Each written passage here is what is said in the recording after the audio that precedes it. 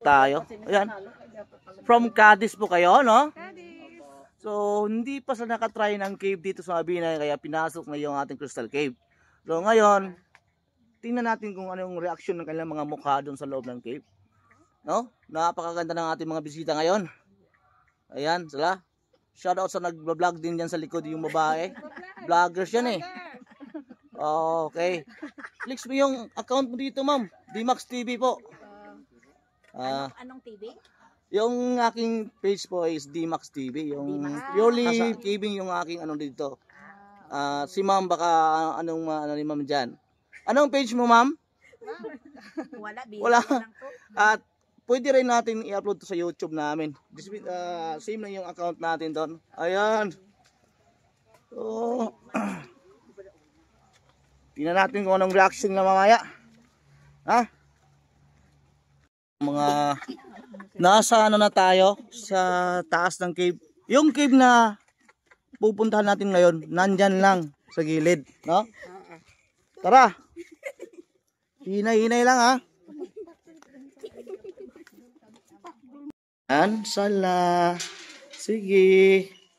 Na-enjoy nyo ba ang short cave? Wow.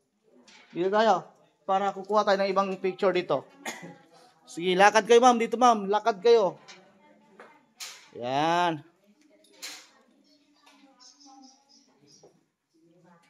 Lalakad kayo dyan. Tapos, follow through. Tapos magpipicture tayo dito ha. Kunin natin yan.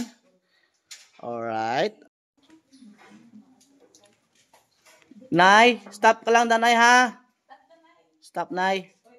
Sige, unahan pa. Kay makuha pa ta picture last dra sa may makuha nato ang mouth. Para makuha nato ang mouth. Hop, dra lang. Ayan. Yan po.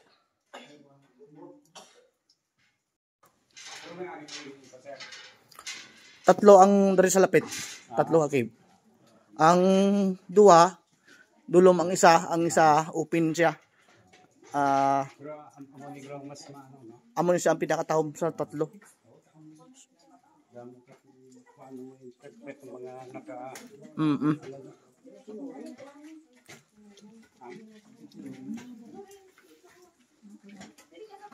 Ang taga Cadiz.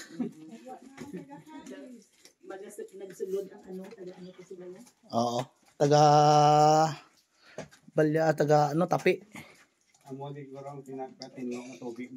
Yes sir, yun po yung tunay na may minerals, hindi yung nasa bottled water. Pwede man sir. Ang mga sang una sir ginainom ginaya. Pero may disadvantage. Naulog. Hi everyone. Tapos na ha? Tapos na, thank you. Gama highway. Why? Ako lang kuha na ma'am. Ako lang. Daw, hindi mo man may kuibag sa dalim. Oo. Ako lang kuha ma'am.